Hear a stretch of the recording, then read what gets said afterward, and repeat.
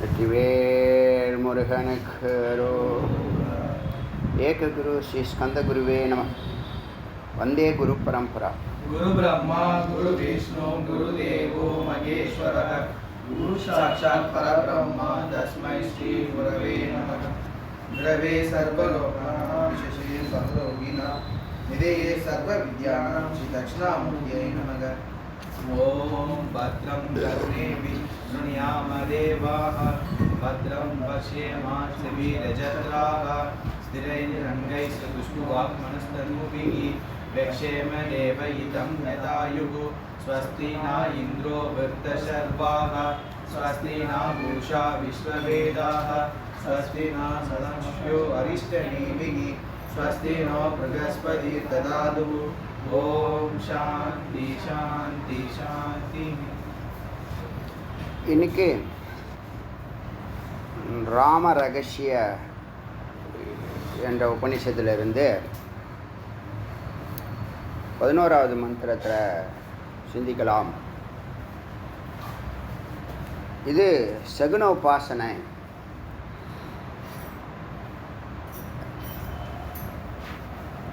சகுன உபாசனைன்னு சொல்லும்போது உபநிஷத்து விசாரம் பண்ணாமல் இது ஜபயோகத்தை வலியுறுத்துது.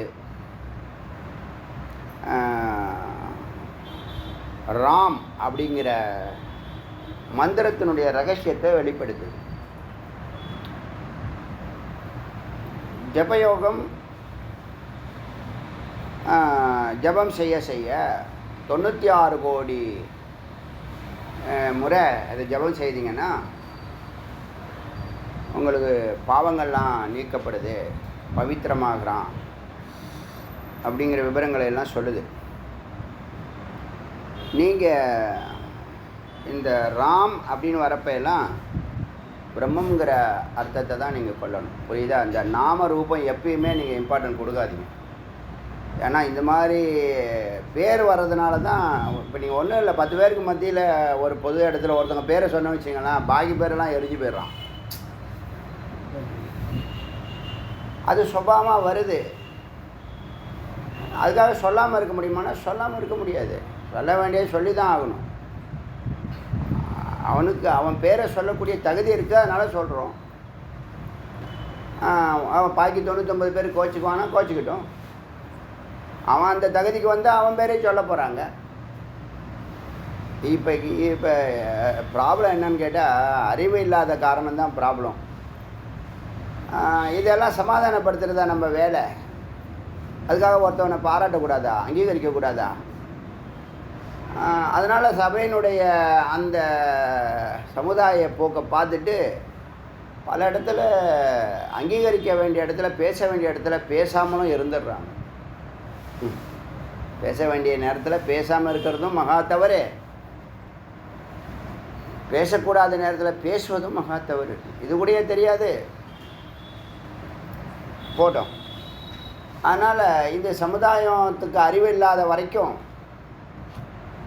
இந்த மாதிரி நாம ரூபத்தை நாமளும் அவாய்ட் பண்ணுவோம். ஒரே விஷ்ணு தான் 10 அவதாரம் இருக்காங்க. அவங்க தர்மத்தை நிலைநாட்டுறதுக்காக உபாதிங்கிற இந்த சரீரத்தை எடுத்து வந்த காரியத்தை முடிச்சுட்டு திரும்ப போயிடுறாங்க. தோன்றுவது, நிற்பது, மறைவது.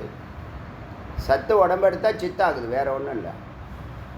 திரும்ப வேலையை முடிச்சுட்டு போயிடுது. ஆனால் இந்த 10 இதுக்குள்ளேயே 10 வேறுபாடுகள், 10 சண்டைகள். என்ன செய்கிறது சொல்லுங்கள்? இதெல்லாம் ஒன்றும் செய்ய முடியாது. செய்யலாம், ஒன்று செய்யலாம். இந்த அத்வைதம் தான் அதுக்கு மருந்து. ஒரே மருந்து என்னது? ஒன்று தான் இருக்குங்கிற இந்த மும்மூர்த்திகளை மித்துன்னு சொன்னோம் இல்லைங்களா? மும்மூர்த்திகளுமே மித்துன்னு சொன்னால் அப்புறம் என்ன? ராம, கிருஷ்ண, சிவன், சக்தி. அது புரியறதுக்கு வேணால் நம்ம சொல்லிக்கலாமே தவிர மும்மூர்த்திகளும் மித்து மித்து மித்து. அதை நல்லா புரிஞ்சுக்குங்க. சரீரம் யார் எடுத்தாலும் மித்து தான். தோன்றுவாங்க, நிற்பாங்க, மறைவாங்க. அதனால் இந்த மந்திரங்கள் ஒவ்வொரு உபனிஷத்தும் ஒவ்வொரு மந்திரத்தை வலியுறுத்துறதும் அதுதான் பெருசுன்னு சொல்கிறதும் மக்கள் மத்தியில் ஒரு குழப்பம்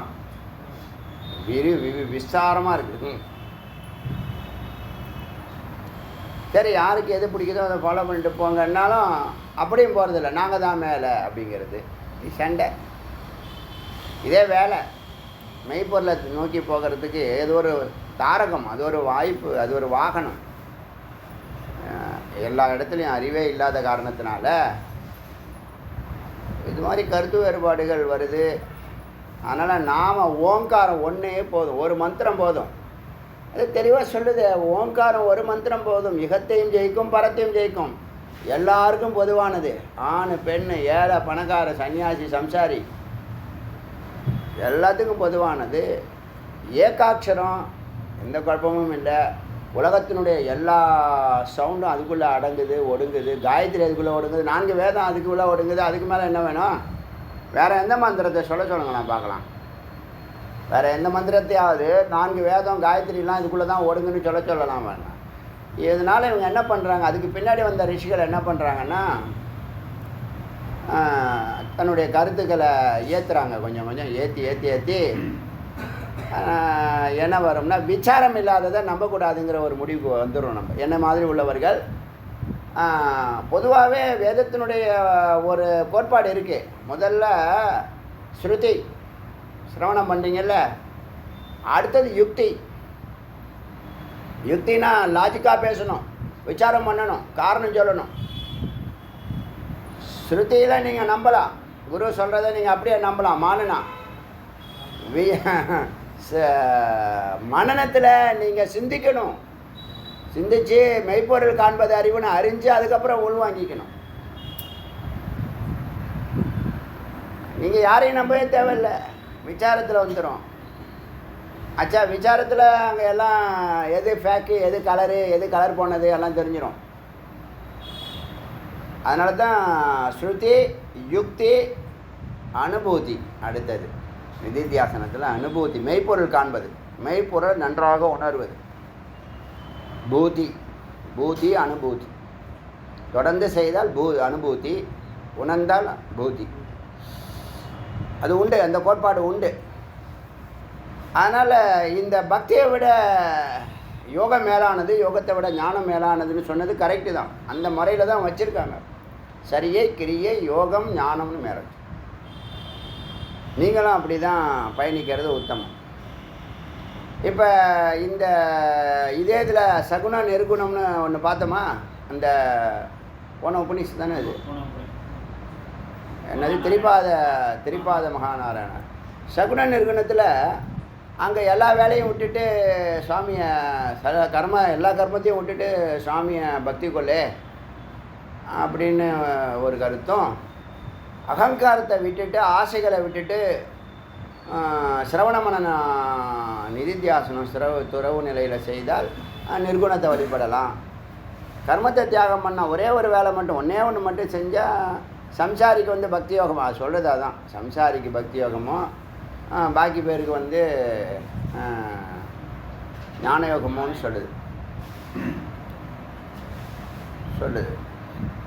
இப்போ நாம் எதை ஃபாலோ பண்ணுறது அப்படிங்கிற ஒரு கேள்வி இருக்கும்ல. ஞான யோகம் எளிமையானது. பக்தி நீங்கள் டெய்லி பக்தி பூஜை பண்ணி ஆகணும், சாகிற வரைக்கும் பூஜை பண்ணி ஆகணும். தியானம் சாகிற வரைக்கும் தியானம் பண்ணி ஆகணும். ஞானம் ஒரு குறிப்பிட்ட ஆண்டுகள் சிரவணம் பண்ணால் பூர்த்தி ஆகிடும். அதுக்கு மேலே கற்கிறதுக்கு ஒன்றும் இல்லைங்கிற ஒரு நிலைக்கு ஆகிடும். அப்புறம் ஏகாந்தமாக உட்காந்து அதை அனுபூதி பண்ண வேண்டியது தான்.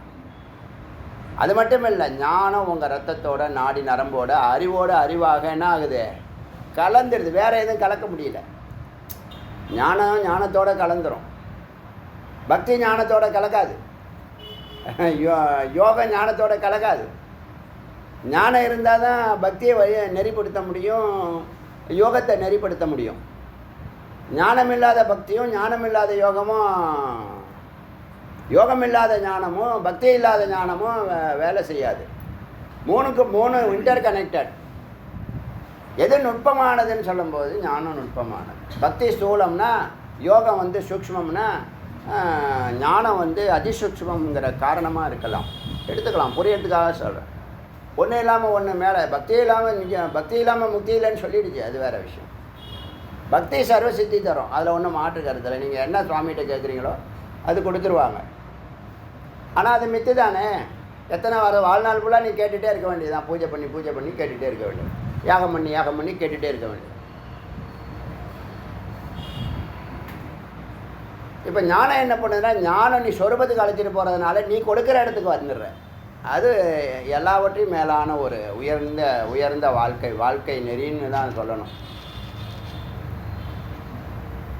ஏன்னா ஞானத்துக்கு போக போக நுட்பமாகுது, அறிவு நல்ல அதிசூட்சமாக மாறுது, பியூராகிடும், நம்மளை சுத்தமாகிடுறோம். சந்தேகம் இல்லாத ஒரு செயல்பாடுகள் இருக்கிறதுனால தவறுகளே இல்லை, நெகட்டிவே கிடையாது. அதனால் ஞான யோகம் மேலானதாக எல்லா ரிஷிகளும் கருதுகிறார்கள். பக்தியில் என்ன வேணால் சொல்லுவாங்க, நம்ம எல்லாத்தையும் காது கொடுத்து கேட்டுக்கிட்டு எதை ஏற்றுக்கணுமோ அதை ஏற்றுக்கணும், எது நமக்கு தேவையில்லையோ அதை விட்டுட வேண்டியதுதான். இப்போ போய் இன்னொரு மந்திரத்தை அறிமுகப்படுத்தினா என்ன பண்ணுவீங்க நீங்கள் சொல்லுங்கள்?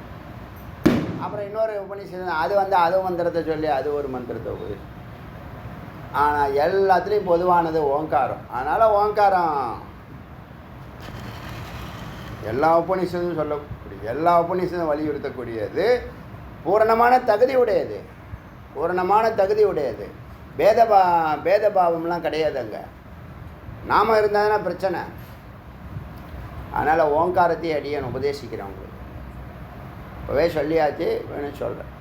டெய்லி ஒரு 1008 பண்ணினீங்கன்னா, நேரம் இருந்தாலும் இல்லாட்டினாலும் 1008 பண்ணணும். ஒரு ஆடியோ கேட்குறீங்களா, அந்த நேரத்தில் கூட பண்ணலாம், வண்டியில் போகும்போது பண்ணலாம், எப்பயோ ஒரு நேரத்தில் பண்ணினீங்கன்னா சித்த சுத்தி. அதாவது ஞானம் உங்களுக்கு ஆடியோ புரியலை அப்படின்னு சொன்னால், சித்த சுத்தி லாக் ஆகுதுன்னா ஓங்காரம் பண்ண கிளியர் பண்ணி விட்றோம். ஓங்காரத்தை யாரும் அந்த சொரூபத்துக்கு போகிறத யாரும் தடுக்க முடியாது. அது ஒரு அதிசயமான ஒரு சக்தி படைத்ததாக இருக்குது ஓங்காரம்.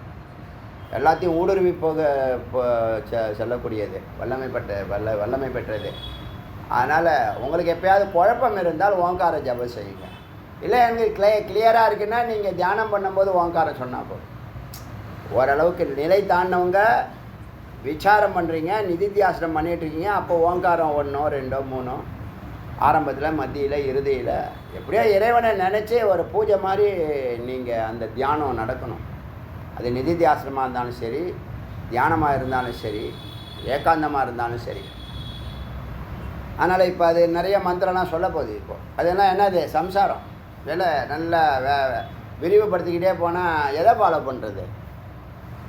அதனால தான் இப்போ என்ன ஆகுதுன்னு கேட்டால், வேதத்தை 4 காண்டம் இருக்குங்கிறதே நிறைய பேருக்கு தெரியல. அதில் ஒரு காண்டத்தை முடிக்கிறதுக்குலாம் அவன் ஆயுள் முடிஞ்சு போயிடுது, அதுலேயே அவனுக்கு சித்திகள்லாம் கிடச்சி போயிடுது. அங்கேயே கம்ஃபர்ட் லைஃபு போதுங்கிறான். அதுக்கப்புறம் இதுவே நிரந்தரங்கிறான். அது நிரந்தரம் இல்லைன்னு சொன்னாலும் புரிய மாட்டேது.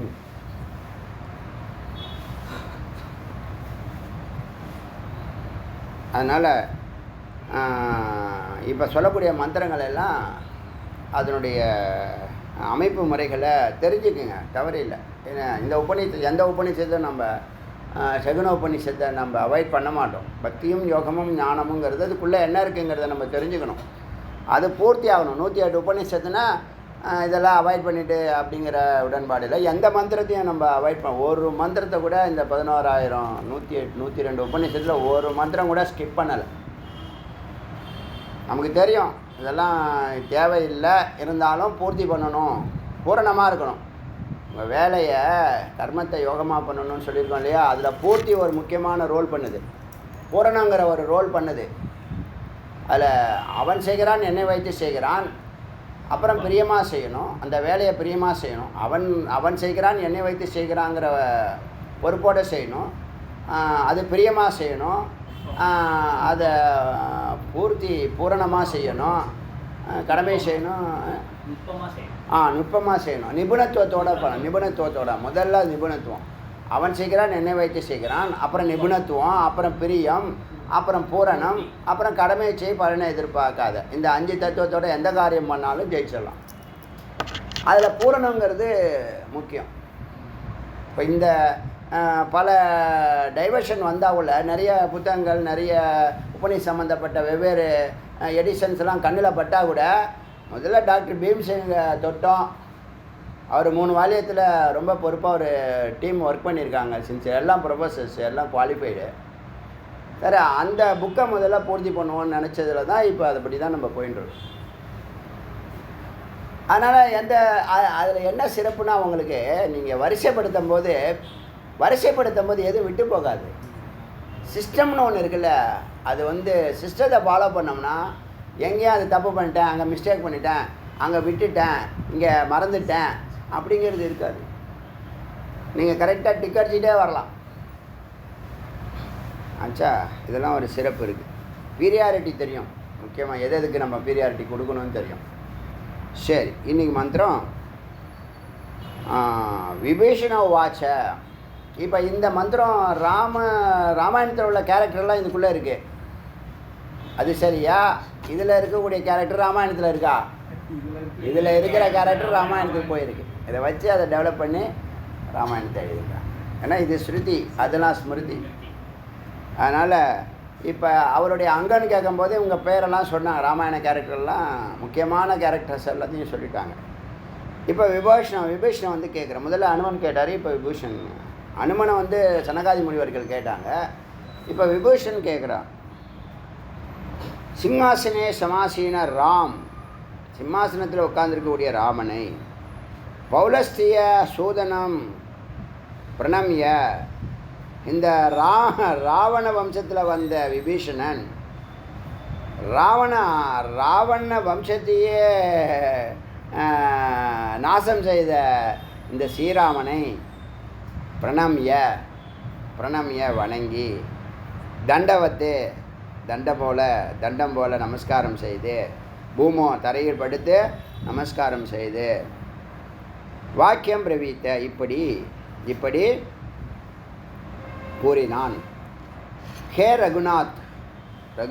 ரகுகுலம் மகாபாகோ, பெரிய கைகளை உடையவரே, கேவலம் கத்தித்தம் துயா, உன்னால் கூறப்பட்ட இந்த சமாச்சாரங்கள் எல்லாம், இந்த அங்கங்கள் அதெல்லாம் அங்கானாம் சுலபம் சைவ கதனி ச சௌலபம், சில அங்கங்களை சொன்னேன், சில மந்திரங்களை சொன்னேன்.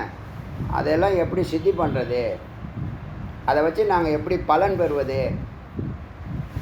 அப்படின்னு விபீஷன் கேட்க, இப்போ ஸ்ரீராம் உவாச்ச, ராமன் சொல்கிறார். அத தண்டகாணி,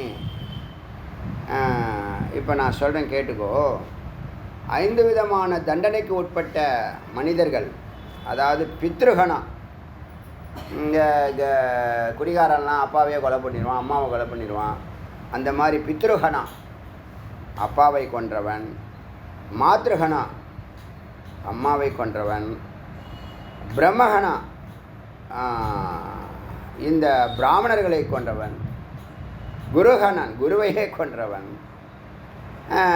கோட்டி யதி, சன்னியாசிகள் தபஸ்விகளை கொன்றவன். அநேக கிருத்த பாப்போம், பலவிதமான பாவங்களை செய்தவன்.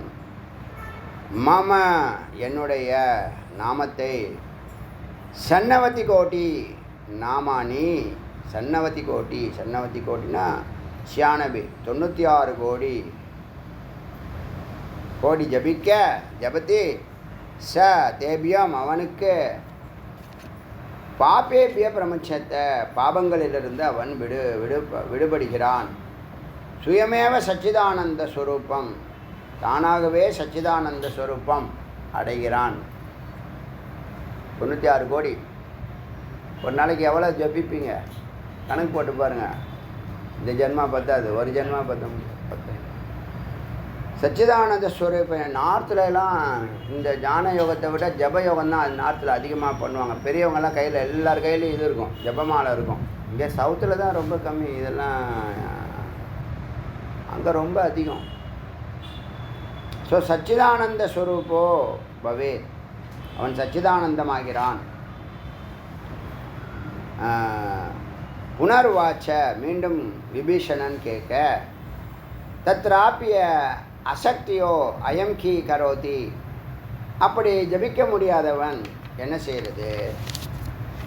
சஹோவாச்ச இமம் கேகசேயபுர கேகசேயபுரம்ங்கிறது பஞ்சாபும் குஜராத்தும் பார்ட்ரு.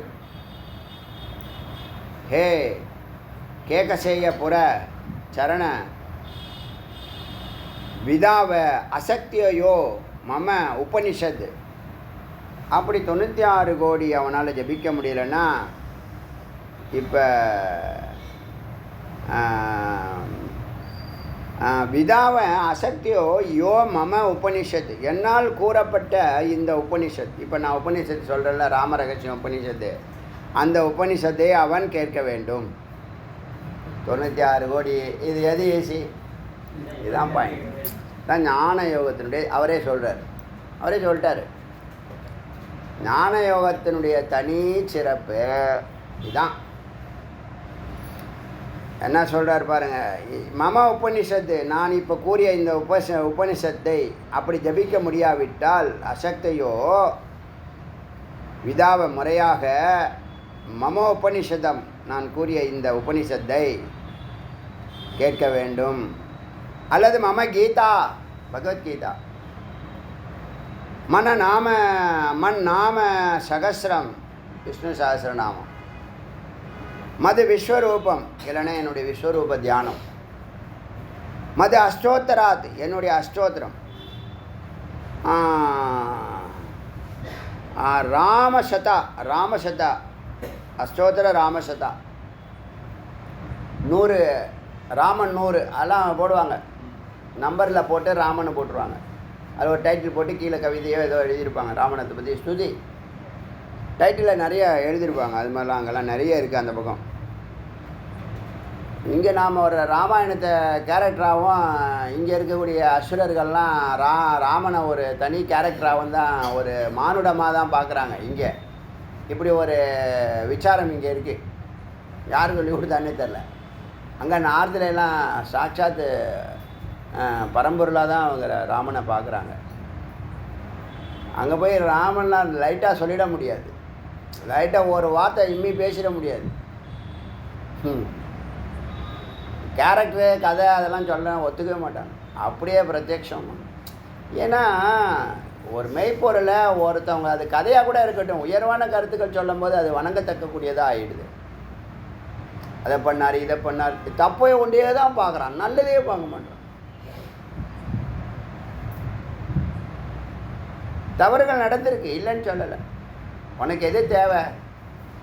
நீ சரி எது தப்புன்னு சொல்கிறதுக்கு வந்திருக்கியா? நீ நல்லதை ஏற்றுக்கிட்டு மேலேற வந்திருக்கியா? குறிக்கோள் தெரியலை. ஸோ இது நிறைய வேறுபாடுகள் இருக்குது. போட்டோம். அதனால் இவர் அங்கே வந்து நிறைய டைட்டிலில் ராமனை பற்றி எழுதியிருப்பாங்க. எல்லாம் இறை மனப்பான்மையோடு பக்தியோடு எழுதியிருப்பாங்க. சும்மா கேரக்டராக பார்க்குறதுல மானுடமாக பார்க்குறதே இல்லை. ஏன்னா அவங்க பயணித்தது வாழ்ந்தது எல்லாத்துக்கும் லொக்கேஷன் இருக்குது. அவர் எந்த ரூட்டில் இலங்கையை போகிறாரு அந்த ரூட் அப்படியே இருக்குது, எழுதப்பட்டிருக்கு. வால்மீகி எழுதியிருக்காரு. நிறைய அடையாளங்கள் இருக்குது. நீங்கள் இதெல்லாம் புரிஞ்சுக்கணுங்கிற ஒரு ஹிண்டு தான், அவ்வளோதான்.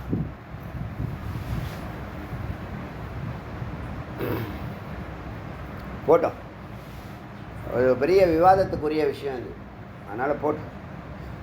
இந்த அஷ்டோத்தர சதம் 108 ராமநாமம் சொல்ல அபிதானம் அறிய நாரத உக்த ஸ்தவராஜம்னு நாரதர் கூறிய துவராஜம்னு ஒரு துதி எல்லாம் சங்கிரகம் எல்லாம் புக்கு கிருதி படைப்பு ராமாயண மகாபாரதம் மாதிரி சின்ன சின்ன படைப்புகள். ஹனுமத் புரோக்தம் மந்திரராஜ ஹனுமன் அது மாதிரி சொல்லியிருக்காரு. மந்திரராஜம்னு பேர் இதுக்கு. மந்திரராஜாத்மக ஸ்தவம்.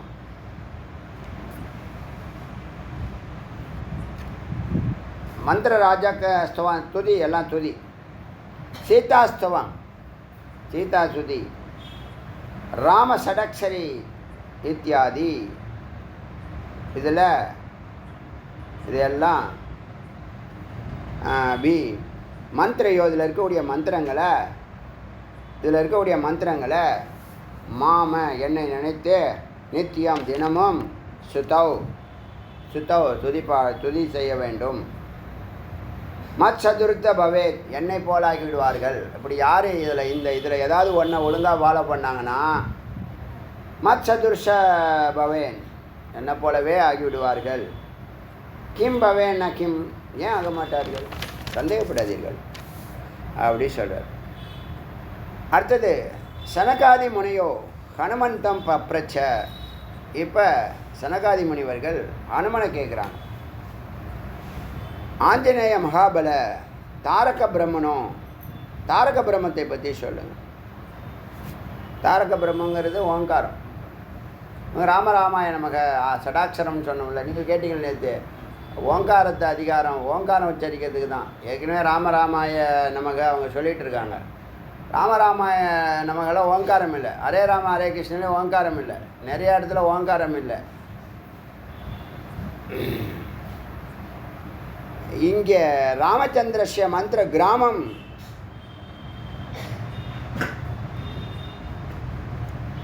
மந்திர கிராமம்கோ, கிராமம்னா குரூப்பு, குழு, கிராமம்னு சொல்லணும். ஒரு கூட்டம், ஒரு குழு, ஒரு குரூப்பு, எது வேணால் சொல்லலாம்.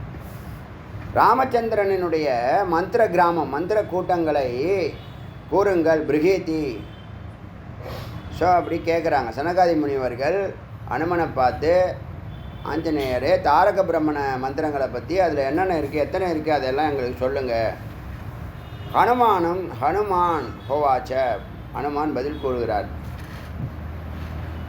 வகனிசம் சயனம் விஷ்ணோர் அர்த்தச்சந்திரம் விபூஷிதம். ஒரு அக்னியை போன்ற பெட்டுடைய சேஷனாகும். பெட்டு அக்னி போன்றது. அதில் ராமச்சந்திர பிரபு அலங்கரிக்கிறார். அங்கே அக்னியுடைய மந்திரம் ரம், வாயுடைய மந்திரம் எம். லம் வம் யம் ரம் அப்படி வரும். லம் வந்து மண்ணுன்னு நினைக்கிறேன். லம் எம் வந்து காற்று, ரம் வந்து அக்னி. அப்படி இருக்குது மந்திரங்க, மூல மந்திரம், பீஜம். இங்கே அக்னின்னு சொன்னதுனால ரம் தான் இப்போ ராமா மாறுது. ராம்ங்கிற வார்த்தை எப்படி வந்து, ராம ரகசியம் பேசுகிறோம். இப்போ ராமுங்கிற மந்திரம் எப்படி வந்துச்சு? அப்போ அக்னி ஆதாரமாக வச்சு ரம்முங்கிற வார்த்தையை யூஸ் பண்ணுறோம்.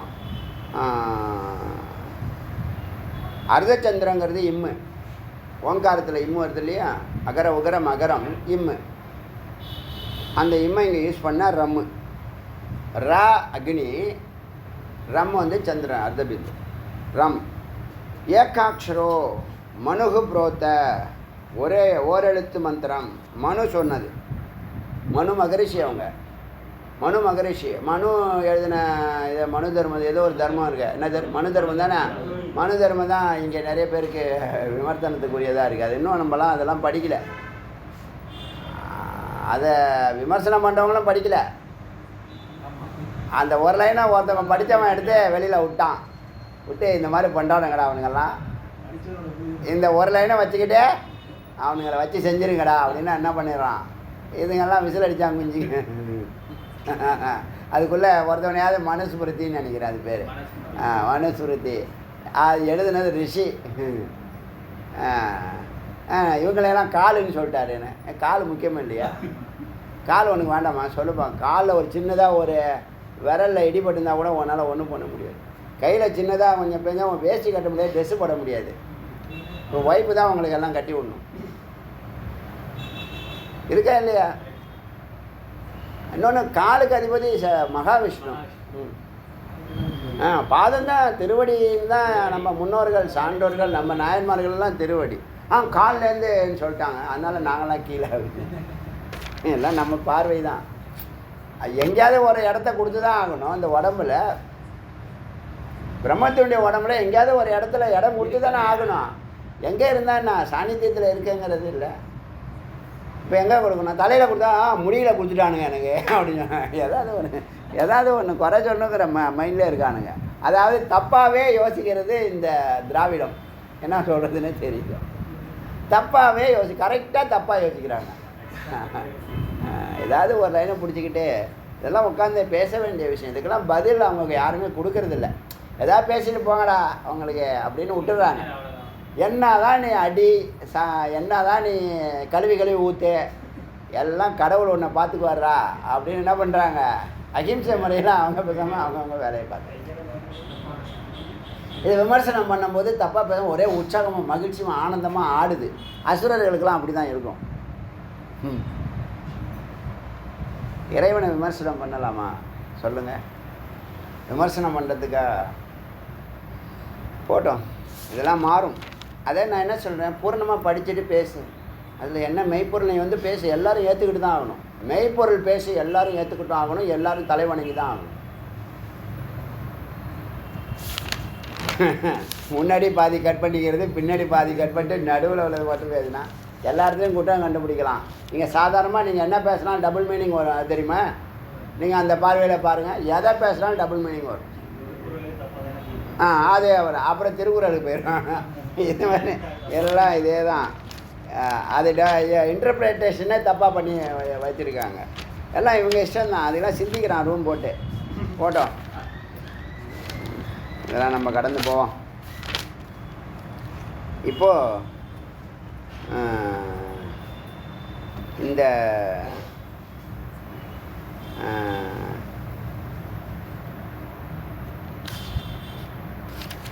என்னாச்சு, என்னுடைய பேர் சஹஸ்ரநாமம் இல்லை அஷ்டோத்திரம் கீதா இல்லை இந்த உபநிஷத்து இதில் ஏதாவது ஒன்று ஒழுங்காக ஃபாலோ பண்ணுன்னா அவன் ராமனாவான் அப்படின்னு சொல்லியாச்சு. மத் சதுர்ஷ என்ன போல் ஆகுவான்னு சொன்னான். அப்புறம் சனகாதி முனிவர் கேட்டாங்களா, ராமச்சந்திரஷ்ய மந்திர கிராமம் கோ புருஹிதி. இந்த இப்போ இதை கேட்குறாங்க, தாரகத்தை கேட்கும்போது அந்த அக்னியில் படுத்திருக்கக்கூடிய இந்த மகாவிஷ்ணு முதல்ல ரம்ங்கிற வார்த்தையை ஏகாட்சரோ மனு, இந்த மனு தான் இப்போ இந்த கேள்வியெலாம் ஆரம்பிச்சிருக்கு.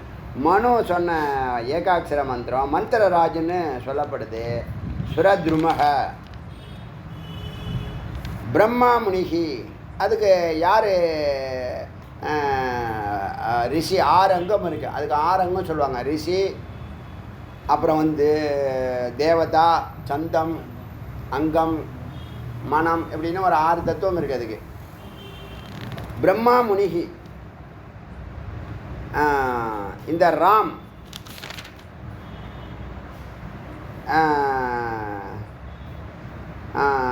இந்த ரம் இருக்கு இல்லையா, இந்த ரம்மை கொஞ்சம் நீட்சிப்படுத்த கொஞ்சம் இழுக்க சுரத்ருமக, அது ராமா மாறுது. அப்புறம் பிரம்மா முனிகியாக்கு, பிரம்மா தான் ரிஷி. அதுக்கு சந்தம் வந்து காயத்ரி சந்தம். தேவதா வந்து ராமோகி தேவதா, ராமனே தேவதா. தீர்க்க இந்தும் தீர்க்கேந்துன்னா இந்த ரம்ம நீட்சி பண்ணுனா ராமன் சொன்னல, அப்படி தீர்க்க தீர்க்கேந்து. யுஜாங்காணி அங்கம்னு சொன்னால் ரம்ம நீட்சிப்படுத்துறது அங்கம். ரம்ம நீட்சிப்படுத்தினா ராம், அதான் அங்கம். குறியாது இப்படி செய்து வகினி ஆத்மனோ மனோகோ, மனம் அப்படின்னு சொன்னால் அங்கே வந்து அக்னிக்கு ஆத்மாவாக இருக்கிறது தான் மனம், 5வது தத்துவம். 4வது தீர்க்கம் படுத்தணும், 3வது தேவதா, 2வது சந்தம், 1வது வந்து ரிஷி. 1வது ரிஷி பிரம்மா, சந்தம் காயத்ரி 2, தேவதா ராமம் 3, தீர்க்க அங்காணி அந்த அங்கத்தை தீர்க்கம் பண்ணுறது 4. அக்னிக்கு மனம் சொல்லக்கூடிய மனோ அதுக்கு ஆத்மாவாக இருக்கிறது 5வது தத்துவம். அடுத்தது பீஜம் என்ன அப்படின்னு கேட்டால் சக்தி, பீஜம். 6 அங்கம், அங்கன்யாசம்னு சொல்லுவாங்க. இந்த ஒவ்வொரு எழுத்தும் ஒவ்வொரு இடத்த தொடும்போது சகசிராரம், இந்த மூக்குக்கும் வாய்க்கும் நடுப்பகுதி, அப்புறம் ஹிருதயம், நெஞ்சு, அப்புறம் வலது மார்பு, இடது மார்பு, நாபி, 6 இடத்த தொடுவாங்க. அந்த 6 அங்கத்தை சொல்லுது. அதான் அங்கநியாசம்னு பேர். பீஜம் சக்தியாதி பீஜேன இஷ்டார்த்தோ விநியோஜயத். இப்படி நீ இதை பயன்படுத்தினால் சரையு நதிக்கரையில் ஸ்ரீ ஸ்ரீ ராம் மந்தார வேதிகா, ஒரு வேதிக்காவில், ஒரு மேடையில், அதாவது சரையு நதிக்கரையில் ஒரு நதிக்கரையில் ஒரு மேடை, அங்கே பங்கஜ ஆசனத்தில், பத்மாசனத்தில் ஷியாமம் இந்த ராமனானவர் வீராசனம், ஆசனத்தில் வீராசனம்னு ஒன்று இருக்குது. அந்த ஆசனத்தில், தோற்றத்தில், போஸ்டரில் ஞானமுத்ரா உபதேசிதம், ஞானமுத்ராவை இப்படி கையை காமிச்சு உபதேசிக்கிற மாதிரி அமர்ந்திருக்கிறார். வாமோ ஊரு எஸ்த தத ஹஸ்தம் சீதா, இடது தொடை கையில் வச்சோம். சீதா லக்ஷ்மண் சேர்ந்து நிற்கக்கூடிய ஒரு போஸ்டரில் அவர் அங்கே இருக்கார், சரையு நதிக்கரையில். அவேட்சமானம் ஆத்மானக ஆத்மன்ய, இந்த அவர் அவேட்சமானம், அவர் உள்ள கவனிக்கிறார், உட்பொருளை கவனிக்கிறார். இப்போ அவர் தன்னுடைய சத்தை கவனிக்கிறார். அதுதான் தன்னில் தானாக நிற்கிறது. ஆத்மானம் ஆத்மன்ய, ஆத்மாவில் ஆத்மாவாக, அப்படி தன்னில் தானாய் தேஜசம் வெளிச்சத்தோடு சுத்த ஸ்படிக சங்காசம், சுத்தமான ஸ்படிகமணியை போல பிரகாசம், சங்காசம் பிரகாசம், நல்லா பிரகாசிக்கிறார். கேவலம் மோட்சகாம்ஷயா, யாரெல்லாம் மோட்சத்தை விரும்புகிறாரோ முமூட்சுகள் எல்லாம் அவரை சிந்தையன், இந்த தோற்றத்தில் சிந்திக்க வேண்டும். அதாவது நம்ம வார்த்தையை நம்ம விசாரம் பண்ணி அதோடைய மெய்ப்பொருள் அறிஞ்சு அதை சிந்திப்போம்ல, அதே மாதிரி சகுனத்தில் இந்த வடிவத்தை சிந்திக்க சொல்லுது. பரமாத்மானம் பானுலக்ஷம், இந்த பரமாத்மாவை பானுலக்ஷம், சூரியனை போல, லட்சம் சூரியன் பிரகாசிக்கிற மாதிரி பிரகாசிக்கிறாரு. அவரை ஜப்பேன் மனும் 1,00,000 முறை ஜபிக்க வேண்டும். எந்த மந்திரத்தை? ராம்ங்கிற மந்திரத்தை. வகனி நாராயணம் அவருடைய இவருடைய ரக்காரம் அர்த்தம் என்னன்னா நாராயண ரூபத்தையும், ஜாட்டர் அவருக்குள்ளே இருக்கக்கூடிய அக்னி இம்ங்கிற எழுத்தையும் சேர்த்து ராம் கேவலோ, ராம் என்று ஆனது. ராம்ங்கிற அர்த்தத்துக்கு ஒன்று நாராயணன், இம்மு அக்னி. அப்புறம் இது ஓரெழுத்து மந்திரம். ராமானது ஓரெழுத்து மந்திரம். அது துவயாட்சரம். இப்படி 2 எழுத்து 3 எழுத்து 4 எழுத்துன்னு மந்திரங்களை நீட்டிக்கிட்டே போகிறாங்க. துவயாட்சர மந்திரம் ராஜோ அயம் சர்வாபீஷ்ட பிரதஸ்த, 2 எழுத்து மந்திரம் சர்வ அபிஷ்டங்களை எல்லாம், சகல விருப்பங்களையும் கொடுக்கிறது, சரி செய்து கொடுக்கிறது. ஏகாட்சரோ உக்த முருஷ்யாதி, ஓரெழுத்து மந்திரத்தில் சொன்ன ரிஷி அந்த 6 சொன்னால அது அப்படியே இதுக்கும் பொருந்தும். சடங்ககம் 6ம் இங்கும் பொருந்தும். ஈரெழுத்து மந்திரத்தில் ஜபிக்கும் போதும் பயன்படும்.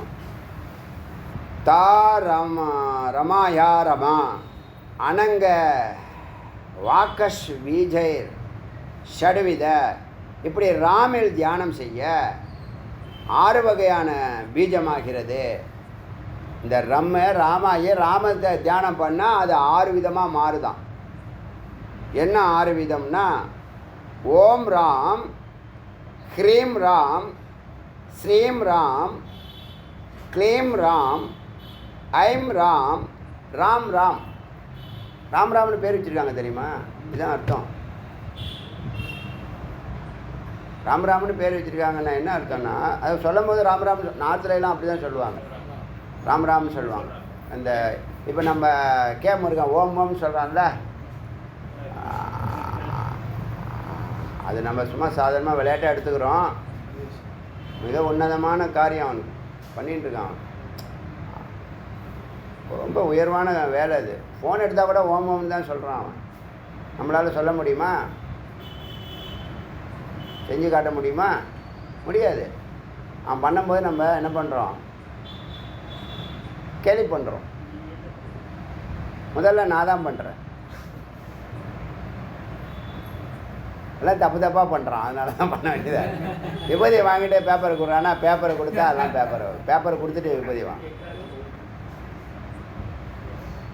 அது மாதிரி லைஃப்பில் அங்கெல்லாம் உண்டு. அங்கெல்லாம் ஓம்னே சொல்லுவாங்க. சில இடங்கள், சில ஆர்கனைசேஷன்லாம் ஃபோன் பண்ணாலும் ஃபோன் எடுத்தாலும் பார்த்தாலும் ஓம் ஓம்னே சொல்லுவாங்க. இதெல்லாம் உயர்வான மந்திரம், உயர்வான சவுண்டு. என்ன சொல்லி பாருங்கள், ஹிருதயம் மலரும். செய்து பார்த்தா தானே நமக்கு தெரியும் எப்படி சொல்கிறது. அதனால் இப்போ இந்த வார்த்தை இருக்குல்ல, இதில் என்ன இருக்குதுன்னு கேட்டால், நாராயணன் இருக்காங்க, அக்னி இருக்காங்க, அம்பாள் இருக்கா, ஹ்ரீம் ஸ்ரீம் லக்ஷ்மி, க்ளீம் காளி, ஐம் சரஸ்வதி, ராம் ராம், 2 ராம். இப்படி ஒரு பீஜம் 6 விதமாக மாறலாம். திரையக்ஷரோ மந்திரராஜ, 3 எழுத்து மந்திரராஜ, ஷாத் சர்வாபீஷ்ட பலப்பிரத, 3 எழுத்தும் சர்வாபீஷ்டத்தையும் பலனாக கொடுக்கும். துவயாட்சர சந்திர பத்ராந்தோ துவவித ரக்ஷர, இந்த 2 எழுத்து மந்திரம் 4 மாறுகிறது. ராமச்சந்திர ராமபத்ர, இவ்வளோ பேர் வைப்பாங்க. ராமச்சந்திர ராமபத்ர அப்படின்னு 2 எழுத்து 4 எழுத்துக்களாக அதை பயன்படுத்துகிறார்கள். ரிஷி ஆதி பூர்வ கேய, ரிஷி ஆதி, ரிஷி தந்தம், தேவதா, மனு, அங்கம், இதெல்லாம் முன்னாடி சொன்ன மாதிரியே தான்.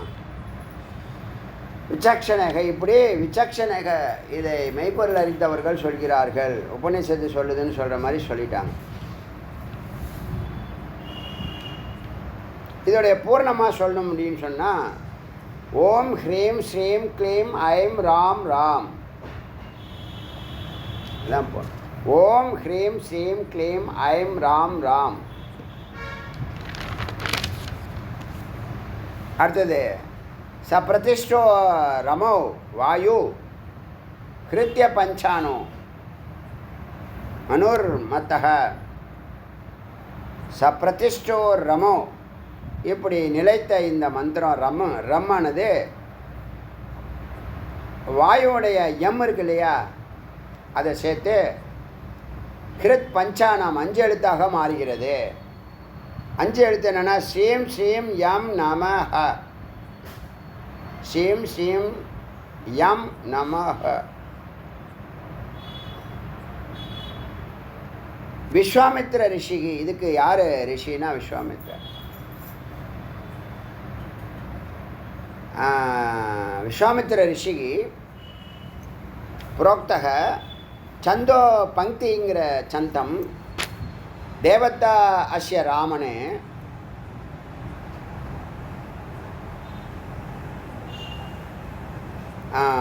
அஸ்ய ராம தேவதா அஸ்ய ராமோ பீஜம் சக்தி.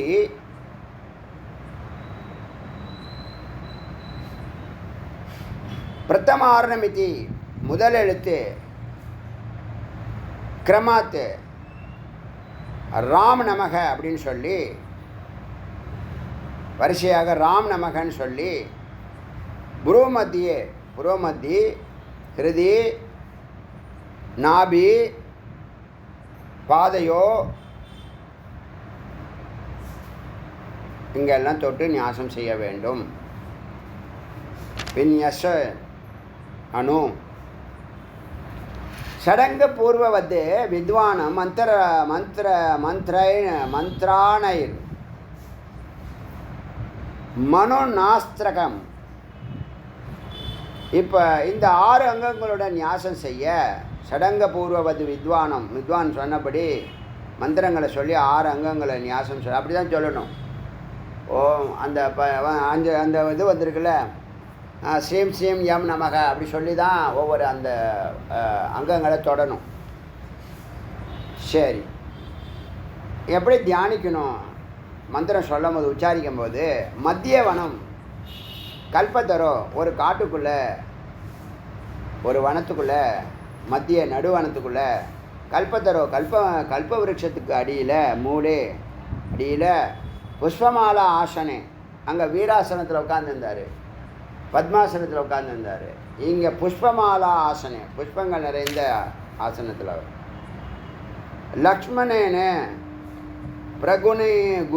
குணிதம் அக்ஷன கோணேய சாயகம், லக்ஷ்மணனுடன் அவருடைய பார்வை பிரகுணித்தம் மக்ஷனக, அவருடைய ஒரு கண்ணு அந்த வில்லுடைய கார்னரை பார்த்துட்டு இருக்கான். அந்த கயிறு கட்டியிருக்கிற தான் வச்சிருக்க தனுஷனுடைய அந்த கயிறை பார்த்துட்டு இருக்கான். அவேக்ஷமானம் ஜானகியா, இன்னொரு கண்ணு ஜானகிய, அவள் வந்து கிருத்தவிய ஜனமீஸ்வரம், அவள் வந்து சாமர மிஸ்ரா, சீதா வந்து அவளையும் ஒரு கண்ணால் பார்த்துட்டுருக்காரு. ஜடா ஆபரண சச்சேஷியாம, இவரோ ஜடாஜூட்டோட தலையுடன் அதாவது நிறைய முடியோட ஷியாமம், இந்த கருப்பு நிற கண்ணன் ராமன். முனிகணாவிருத்தம், முனிகள் எல்லாம் ரிஷிகள் எல்லாம் சூழ்ந்திருக்க. லக்ஷ்மணன் திருத்த சத்திரம், லக்ஷ்மணன் கொடைபிடிக்க, லக்ஷ்மணன் தான் சேஷனாகும்னு சொல்லுவாங்க. கொடைபிடிக்க சத்திரமத்துவா புஷ்பகோபரி, புஷ்பக விமானத்தில் அமர்ந்திருக்கார்.